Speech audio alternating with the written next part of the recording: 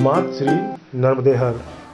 आज हम परम सौभाग्यशाली हैं कि हमें ऐसे संत का सानिध्य मिला है जिनका जीवन नर्मदा के तट पर बहुत ही विराट और भव्य रहा है।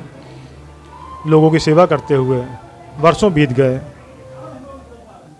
मालपुर स्थित आश्रम के संत हमारे साथ हैं।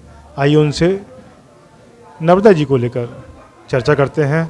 महाराज जी प्रणाम करता हूँ। नर्मदे नर्मदे जो नर्मदा जी के तट में तो अनेकानेक घाटें हैं। अमरकंटक से समुद्र तक सभी भक्तजन को माँ नर्मदा जी की कृपा और आशीर्वाद मिलता है और सभी को उनके अनन्य स्नेह प्रेम में विभोर होकर के सभी जो सज्जन वृंद सेवा करते हैं। अन्य उत्सवों में जितना भी उत्सव नर्मदा जी के तट में होते हैं, सभी उत्सवों में भाव विभोर होकर के और मग्न होकर के जो श्रद्धा भाव आस्था से करते हैं तो आनंद और परमानंद की प्राप्ति होती है और जीवन में मन और शांति को प्राप्त होता है।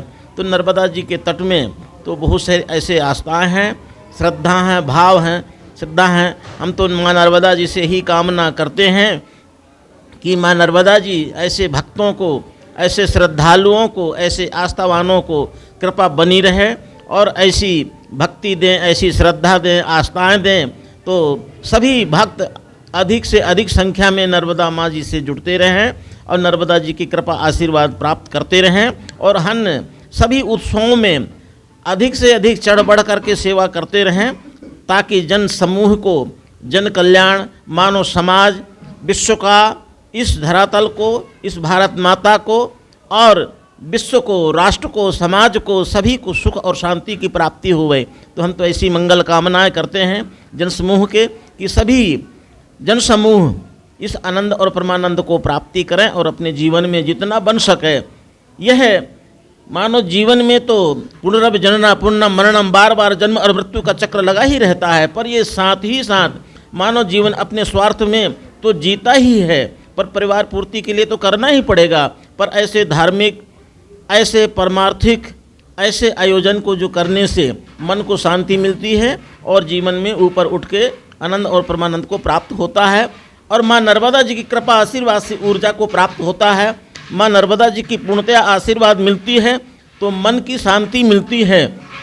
मनुष्य धन बहुत कमाता है पर ये धर्म रूपी कमाई, परमार्थ रूपी कमाई बहुत कम हो पाता है। तो सज्जनों, यह आप सब कमाई कर रहे हैं धर्मार्थ की, परमार्थ की, जिससे हर इंसान के जीवन में, मानव समाज में ऊर्जा प्राप्त होता है, सभी को मार्गदर्शन मिलता है, सभी मानव समाज को कल्याण का रास्ता प्रशस्त होता है। तो हम ऐसी माँ नर्मदा जी से यही प्रार्थना करते हैं कि ऐसी कृपा बरसाती रहें, ऐसे आशीर्वाद मिलता रहे जन समूह को जो ऐसे शुभ काम करते रहें। माँ नर्मदा जी की कृपा। महाराज जी, विश्व की एकमात्र नदी है नर्मदा जी जिनकी परिक्रमा होती है। गंगा जी उत्तर भारत में, दक्षिण भारत में माँ नर्मदा जी हैं। अर्धनारीश्वर शिवपुत्री होने के कारण से इनको कृपा बाद ऐसी आशीर्वाद मिली है कि इस नर्मदा जी को सभी कोई प्रेम से, आनंद से परिक्रमा करते हैं और अपने मानव जीवन को कल्याण करते हैं। मुख्य करके क्या है, महादेवताओं के बीच में ऐसी कृपा हुई, ऐसी आशीर्वाद हुई कि सभी नदियों का एक समागम हुआ जिसमें सभी देवताओं ने पास किया कि भाई माँ नर्मदा जी नाम से अर्धनारीश्वर के रूप हैं, ये पुरुष हैं ना माता है, मतलब एक अर्धनारीश्वर के रूप में हैं। जैसे शास्त्रों में जाओ तो राधा और कृष्ण एक ही हैं, सीता और राम एक ही हैं, कोई अलग नहीं है, शिव और पार्वती एक ही हैं, कोई अलग नहीं है।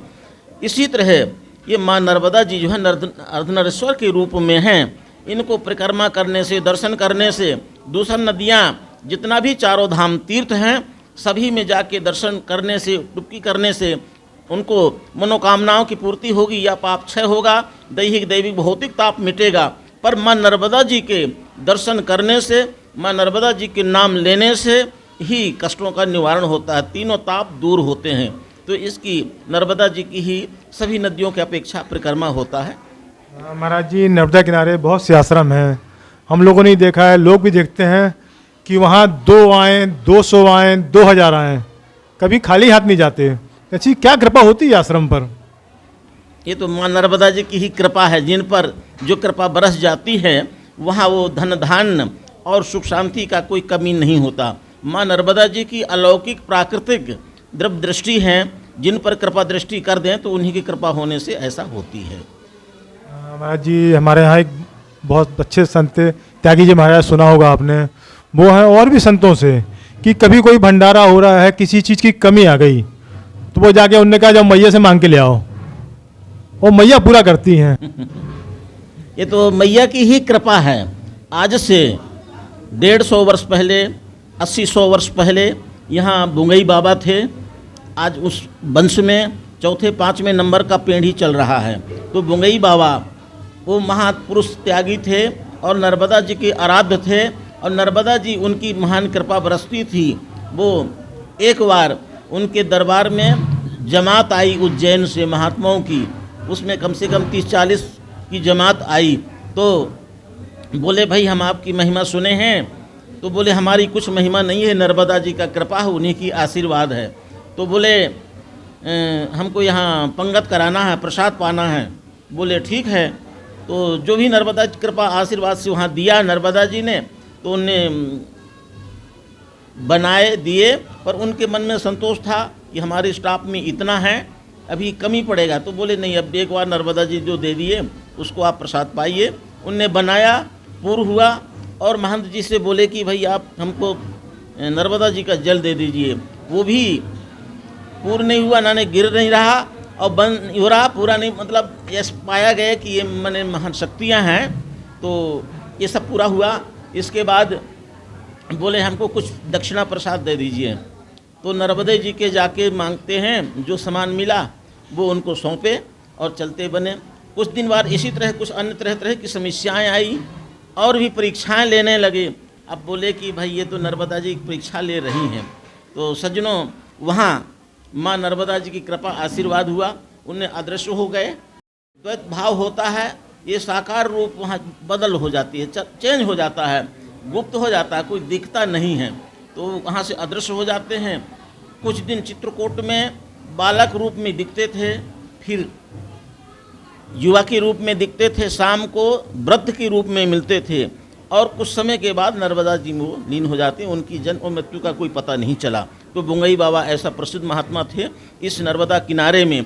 इसी तरह एक न एक कृपा जिस पर नर्मदा जी की कृपा हो जाती हैं, वो कृपा बरसता है, और जो भी शक्तियाँ चाहिए, अष्ट सिद्ध नवनिधि, सभी माँ नर्मदा जी देता है, जिस पर नर्मदा जी की कृपा हो जाती है। बताया जाता है कि माँ नर्मदा के तट पर अभी भी बहुत से साधु संत मुनीश्वी सूक्ष्म रूप से तपस्यारत हैं। हाँ, अभी भी करते हैं।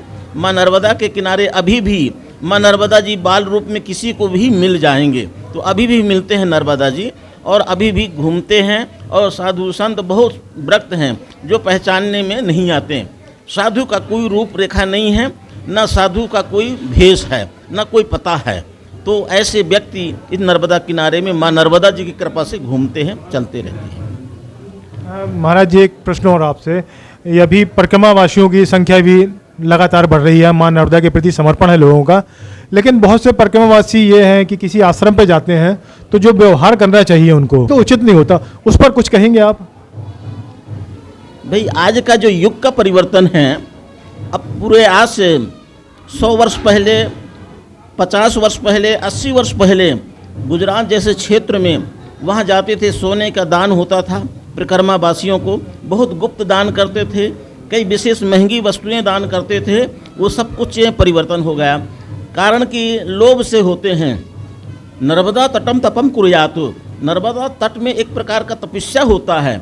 पग पवित्र तीर्थ गमन, कर पवित्र कुछ कर्म, मुख पवित्र हो त्रिविध कल्याण।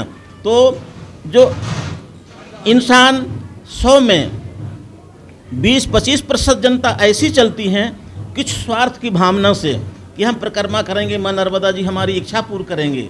अब ये नर्मदा तट में तो ऐसा है, वीत राग वैरागी की भावना होना चाहिए, त्याग की भावना होना चाहिए।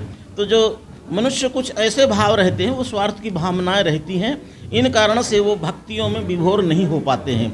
भक्ति नर्मदा जी के तट में चलने से तो हर मानव को जो परिक्रमा कर रहे हैं उनको तो विरक्त की भावना बनानी पड़ेगी और राग द्रोष कपट को छोड़ना पड़ेगा, तब जाके इंसान सफल हो पाता है, उसकी तपस्या पूर्ण हो पाती है। तो बहुत से जो सज्जन ऐसे चलते हैं वो त्याग की भावना नहीं रहती, इन कारणों से उनके मन में ऐसा भाव उत्पन्न होता है। महाराज जी आपने हमें समय दिया, बहुत बहुत धन्यवाद आपका। नवदेव। अरे यार।